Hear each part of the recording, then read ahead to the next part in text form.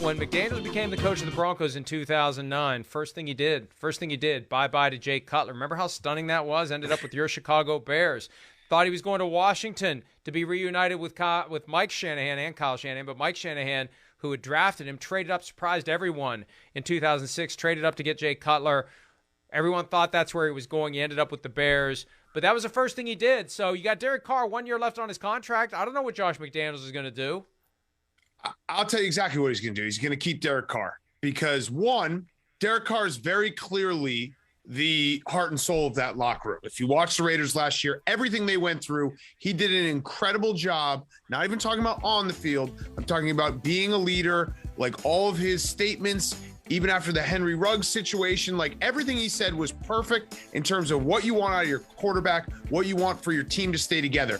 If you talk about the Raiders last year and them getting to the playoffs, Derek Carr deserves a ton of credit for that, a ton of credit for keeping that team together. So that's one.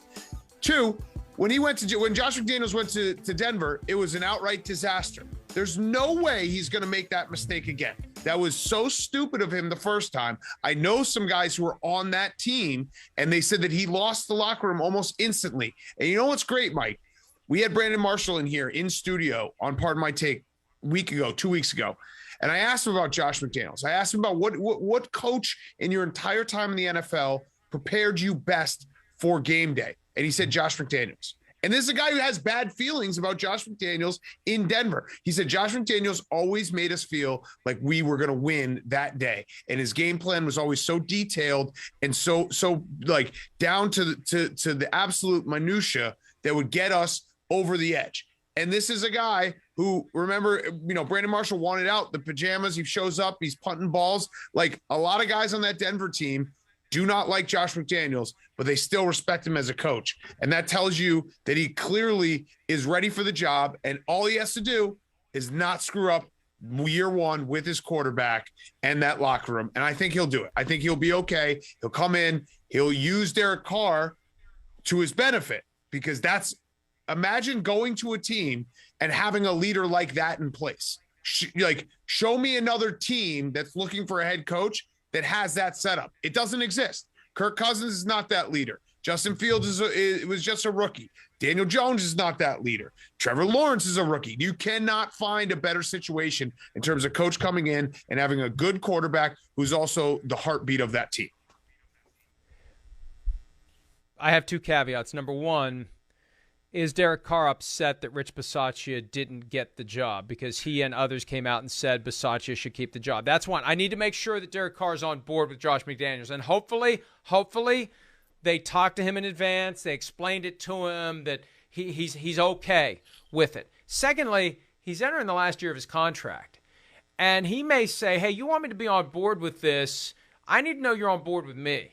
I don't want to have a lame duck season here. If you're not going to give me the commitment I want, then maybe I'd like to go to a team that will. Maybe I want to go somewhere where I know I'm going to be valued, where I know I'm going to be present, where I know I'm going to be part of things. So we've seen plenty of other quarterbacks make power plays. I can't rule out the possibility that Derek Carr says, and I think his brother David was on a show recently kind of hinting at this before they hired Josh McDaniels. I think Derek Carr's got something to say about whether or not he wants to be there. So it's not just enough to say, well, does Josh McDaniels want Derek Carr? Does Derek Carr want Josh McDaniels? And I think he's been around long enough to realize he may have a voice in that side of the equation.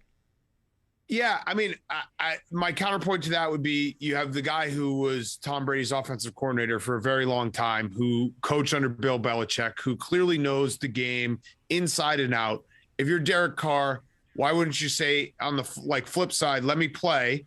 And guess what? If the Raiders start, which they've done multiple seasons now, where they've started very hot, I think he'd probably get that deal.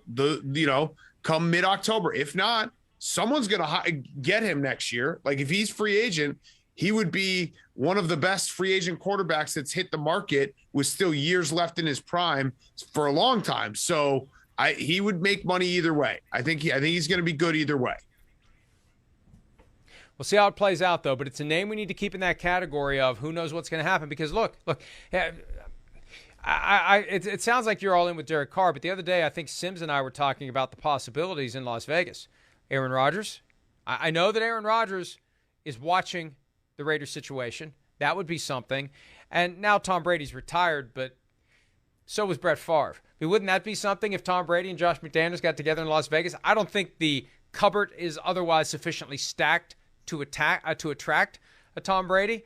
But I don't know. Maybe it will be in a year. Maybe Tom takes off a year and reunites with Josh McDaniels in Las Vegas. How long are you going to do that for? Residency. Yeah, how long are you going to do this? How long 5 are you going to do years, this for? until he's How many 50. years? 5 years? Until he's 50. 5 years. Yeah. I did it for Okay. 5 years with Barry Sanders. I'll do it for 5 years with Tom Brady. Hi, I'm Mike Tirico, and thanks for watching. Make sure to hit subscribe for the latest news and highlights from NBC Sports.